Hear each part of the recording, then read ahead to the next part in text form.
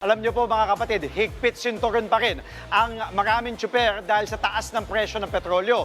Kaya naman laking ginhawa po sa kanila na mabawasan kahit paano ang pang-araw-araw na gastusin. At para sa mga tsuper na may pets, handog ng POS ang libreng pagkain at iba pang pangangailangan ng mga alagang hayop sa itinayo nilang Community Pantry. Ito po, sabay-sabay natin panoorin sa Hayop Ka! Sa pagtaas ng presyo ng produktong petrolyo, una ang mga tsuper sa mga direktang tinamaan. Pero hindi lang sila at kanilang mga pamilya ang apektado, kundi pati ang kanilang mga alagang hayop. Ay, talagang napakahirap sa sitwasyon namin. Sa ngayon kasi talagang halos wala na kami naiuwi sa pamilya namin. Tinitipid ko rin yung pagkain niya para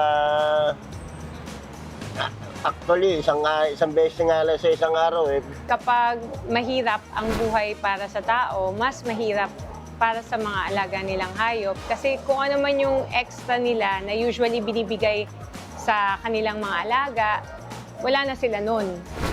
Kaya naman malaking ginhawa sa kanila ang Community Pantry.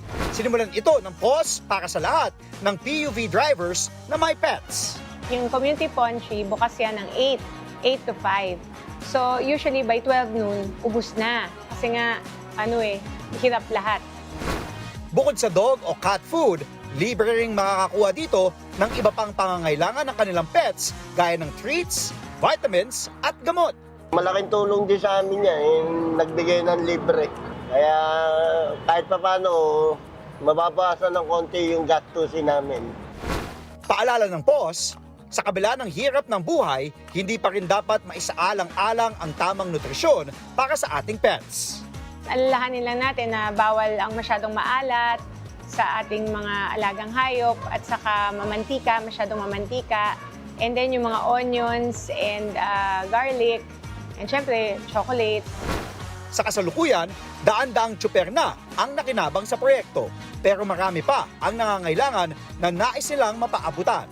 Kaya nananawagan ngayon ang POS sa mga pwede pang magpaabot ng tulong para maipagpatuloy ang programa.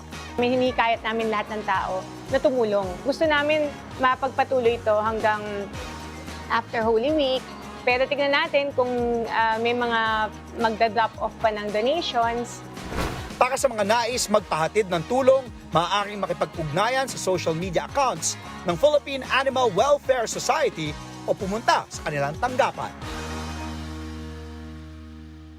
Mga kapatid, Andre Felix po, manatiling may alam pagdating sa mga mahalagang balita sa loob at labas ng bansa.